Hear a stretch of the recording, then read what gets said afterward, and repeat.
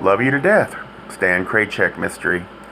Second in the series. Writer Grant Michaels, publisher St. Martin's Inn, New York, 1992. Narrator Eric Aust. Chapter 4, Baby Cakes.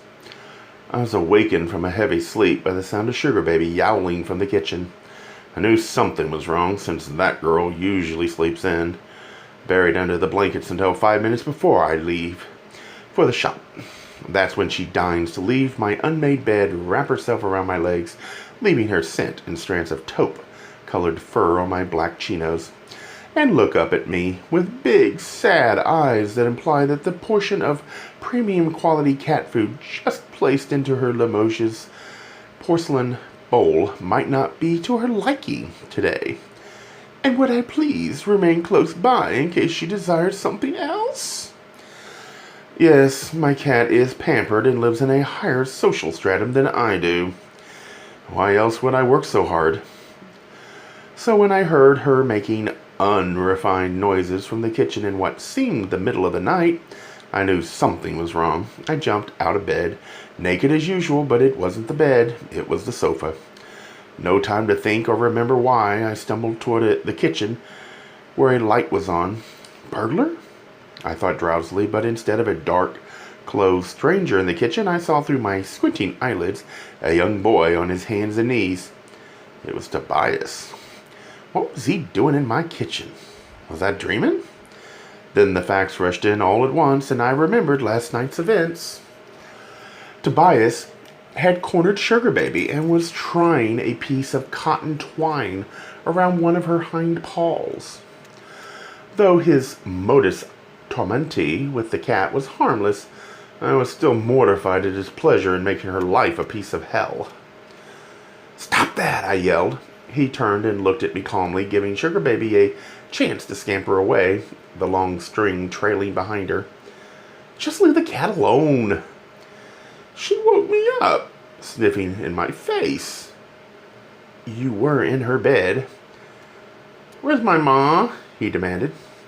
Last night I planned to tell Tobias the bad news in the morning over a nice family-style breakfast, kind of set the scene warm and homey and secure, then calmly slip him the fact that his mother had been booked for manslaughter last night. "She's still with the police," I explained quickly. "Was it Trek?" "Trek? Perhaps it was the new street drug. What's Trek, Tobias?" "He's my paw." "Trek is a man." "You need a man to be your paw, don't you?"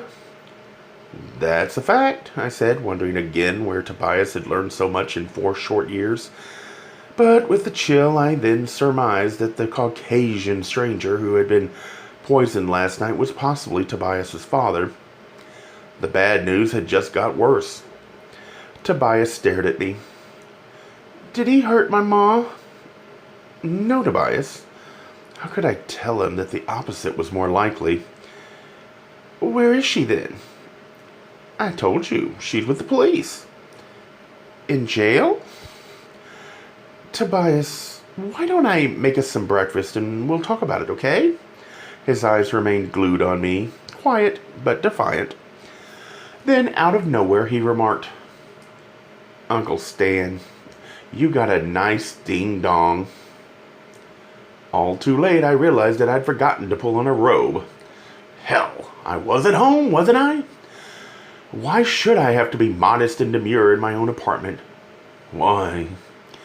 Because I had a 4-year-old house guest who perhaps didn't realize the trouble such a scene might cause if it ever went public. Trouble for me, that is, and with Tobias's yapper, I knew anyone within earshot today would hear about his Uncle Stan flying into the kitchen this morning, wagging his unit in the innocent boy's face. I grabbed a dish towel and held it over the happy handful in my crotch. "Tobias, look, I just forgot to cover myself. It's nothing. It was an accident. I didn't mean for you to see me like this." Tobias looked at me and shrugged nonchalantly. "Trek is always naked, too." He pronounced the word naked. "He likes to show sex, just like you, Uncle Stan." I wanted to gag the little brat with a chastity belt. It was unnerving to hear him spouting off so casually about the very stuff on which my Roman Catholic upbringing had left its holy scars. Tobias had not yet been brainwashed about the sacredness of sex. Lucky boy. Then I had a troubled thought. What if this Trek guy, supposedly Tobias's father, had ever been a bit too intimate with Tobias under the guise of sex education? Where did a parent draw the line? Biologically speaking, it shouldn't matter, but we poor humans have to contend with the baggage of psychology and theology and just plain old consciousness, too. I got my robe from the bedroom where Sugar Baby had dispatched the demon twine from her hind leg and had reinstated herself properly under the covers. Then I returned to the kitchen to make breakfast. It was 6:30. But at that hour during a Boston winter, the sun is nowhere near the horizon. I put on some coffee, heated milk for cocoa, popped in some toast, and set the small fire in the dining room nook. Then, when I called Tobias, he didn't answer. I went into the living room and called again. In response, I heard a muffled groan from the sofa. The little monster had crept under the blankets there and had gone back to sleep. So much for his breakfast and our heart-to-heart talk. But for me, once awake, it's hopeless to try to get back to sleep, so I stopped the toast, then showered quickly and returned to the kitchen to have my breakfast alone. The radio was tuned to a public station at the low end of the dial, and the one that begins its broadcast day with the gentle forest sounds of twittering birds, a sound of nature rarely heard in downtown Boston. After that, an overeducated but groggy voice announces the news, though that station is fastidiously adverse to sensational reporting. The feature story that morning was the killing last night of a man who'd crashed the glamorous reception for La Jardin chocolates. Names were named, and Laurette Cole was being held for the killing of Trek DeLorean. His name sounded like a European road race. I was glad that Tobias had gone back to sleep. I'd hoped to tell him less bluntly what had really happened between his mother and his father, but then, did I really know? As it turned out, though, Tobias was standing in the doorway and had overheard the newscast. "Did Mom kill Paul?" "No, Tobias. Was it still a lie if you didn't know all the facts?" "That radio said he's dead." "He is." He stared sullenly at the floor, then looked around aimlessly, as though searching for Sugar Baby. "How long do I have to stay here, Uncle Stan?" "Until the police release your mother." "When?" "Tobias," I sighed heavily. "It might be a while." "Will they send me to a home again?" "I won't let them. You can stay here with me." "But Mom said you can't have children." "Hydraulically speaking, Tobias, that's not true, but the urge to procreate isn't too strong either."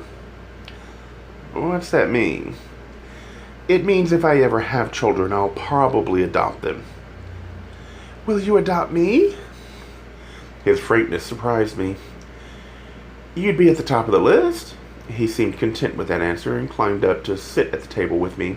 He took a piece of toast from the warm plate and clumsily spread butter on it. Then he took a huge bite from it and chewed it all with his mouth agape. I watched the browned bread transform into gray mush within the small pink cavity of his mouth. "Close your mouth when you chew, Tobias." "Why?" "It's impolite and unattractive." "Ma doesn't make me." "That's because she's witnessed all your other bodily functions so far, which makes her more tolerant when you eat. With me, it's mouth closed." He then pressed his lip tightly together and jammed the slice of toast against them, mushing it into his face. "What are you doing?" He mimicked someone talking, but kept his lips sealed, then smashed the toast against his face again, crumbling more of it onto the table and the floor. "Tobias, stop that!" He opened his lips a hairline crack and spoke through the buttery crumbs and goop around his mouth. "Kip, but must shut. When you chew. He broke into laughter, then took a bite of what was left of the toast and let it sit on his tongue, mouth open, jaw slack. I glared at him, and he said, I'm not chewing, so I can leave my mouth open. I was about to scold him again, then realized that, more than likely, his terror tactics at breakfast were his way of expressing fear over what was to become of him without his mother or his father. So instead of further instruction in dining etiquette, I asked him if he was hungry for more toast. He said nothing, but shook his head no. I knelt near his chair and faced him directly. Tobias, your ma's going to be all right. She'll want you to be strong while she's gone. Then I hugged him, a little brainwashed. With Pavlovian conditioning sometimes works better than a round of cat and mouse. Sometimes, at least, I felt victorious for the moment, having restrained myself from applying the remainder of the toast onto his head, a la Clifton Webb, and the projectile oatmeal in Sitting Pretty. Breakfast finished, I prepared Tobias for a quick sponge bath under loud protest. Ma, don't do this, he wailed. I know, Tobias, I said, sniffing the air around me, and my nose knows too, but if you're going to stay with me, you wash every day. It would be real nice if you'd learn to do it yourself. I'm not washing. Then it comes down to this. I'm bigger, I'm stronger, and I'll do it. Perhaps the sweet-talk negotiating school of parenting was less efficient than the bullyish, power-wielding approach. I wondered, is this how Branko thinks? Then I wondered, horrified, if bathing a screaming child qualified as molestation. Through all the morning's antics, I was still planning my day's itinerary. It's another advantage of being a Gemini. One of your personalities can be doing one thing, while another is somewhere else entirely. My first stop that morning would be at Snipes. Even though it was my day off, I intended to leave Tobias there while I did some legwork. Nicole didn't yet realize that she and Snip's salon had a sideline in the daycare business. Tobias and I walked to the shop together, which is only about 6 blocks from my apartment. Once out in the world, Tobias adopted the personality that made him so lovable. He was a frisky, inquisitive, humor-filled young boy with blonde, curly hair and burnished bronze skin, a natural performer with the world as his stage and the adult population his audience. Too bad some of us had to experience Tobias' backstage foibles as well. Then again, who would have thought that this boy's mother was now in jail for the possible killing of his father? We arrived at the shop around 8:30. Nicole had already opened the place, proving that when necessary she could be out and about with the rest of the clock-conscious world. She greeted us warmly as though we were loved ones arriving after a long absence. Quite different from her austere and cool attitude of last night. Did I mention that Nicole was subject to drastic mood swings? She picked up Tobias and hugged him hard, nibbled at his ear, and said, "You smell good enough to eat, young man." "Uncle Stan washed me," was his reply. Nicole arched an eyebrow at me. I retorted, "He stank, so I cleaned him up." "Uncle Stan has a nice ding-dong." "Tobias!" I yelped. "Ding-dong, ding-dong," he sang out, then giggled mischievously. Nicole held him close to her and said to me, too coolly, I thought, considering the hearsay evidence being hurled about, "Perhaps I should take care of the boy, Stanley. A woman's comforting presence might be less traumatic for him." "Nicky, it's not how it sounds." "Save your breath," she said, putting Tobias down. "Just tell me why you're here so early and on your day off." "I have a lot to do today, and I can't have company." I rolled my eyes toward Tobias.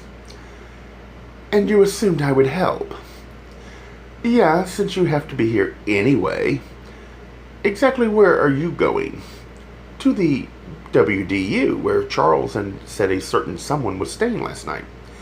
Nicole gave me a look that meant she understood I was referring to Lorette and that I didn't want Tobias to know I was going to see his mother.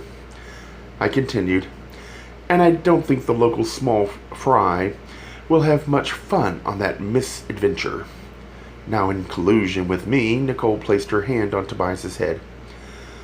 I think I'd like this young man to stay here with me for a while. How do you like that, Tobias? The young boy looked up at us both.